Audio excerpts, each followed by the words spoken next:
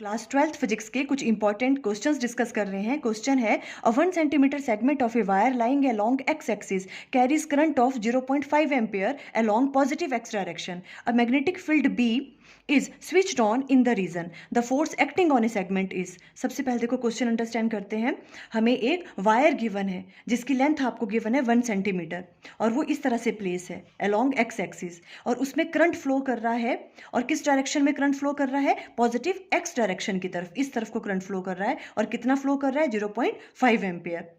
अब क्या किया देखो इन्होंने, इस वाले रीजन में मैग्नेटिक फील्ड अप्लाई कर दी, उसकी वैल्यू आपको गिवन है।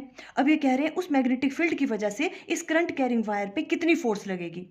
तो देखो सबसे पहले आपको फॉर्मूला याद होना चाहिए, force on A current carrying wire when placed it magnetic field. जब भी हम किसी करंट कैरिंग वायर को मैग्नेटिक फील्ड में प्लेस करते हैं तो उस पर फोर्स लगती है और उसका फॉर्मूला क्या होता है? F equal to I L cross B. बस ये फॉर्मूला याद होना चाहिए, बाकी तो कैलकुलेशन है सारी। ये सारी वैल्यू आपको गिवन है। देखो करंट कितना फ्लो कर रहा है उसमें से 0.5 एम्पियर का, और लेंथ कितनी गिवन है? 1 सेंटीमीटर, मीटर में कन्वर्ट कर ली तो 0.01 मीटर आ गई। अब देखो लेंथ की डायरेक्शन कौन सी लेते हैं हम? जिस डायरेक्शन में करंट फ्लो कर रहा है, और करंट कर रहा है पॉजिटिव एक्स डायरेक्शन की तरफ फ्लो। तो यहाँ पर क्या आएगा? 0.01 ये लेंथ होगी और साथ में क्या आएगा? I cap, because positive X direction की तरफ है करंट फ्लो कर रहा। क्रॉस बी की वैल्यू आपको ये वाली गिवन है 0.4 मिली टेस्ला जे कैप प्लस 0.6 मिली टेस्ला के कैप। इसे हमने यहाँ पे इस तरह से राइट डाउन कर लिया, 0.4 जे कैप प्लस 0.6 के कैप।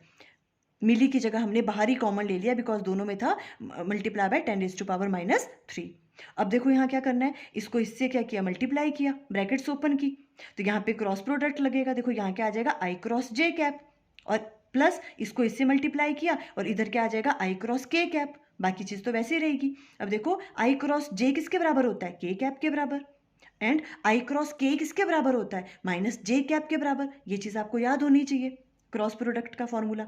ठीक है, अब देखो बाकी तो ये सिंपल कैलकुलेशन किया, अब माइनस से यहाँ मल्टीप्लाई कर दिया और ये सारा कैलकुलेट करके आपके पास फोर्स की वैल्यू आ गई 2 k cap minus 3 j cap micro newton. इसे हमने इस तरह से राइट डाउन कर लिया, माइनस 3 जे कैप पहले राइट डाउन कर लिया plus 2 k cap micro newton. Means option C is correct.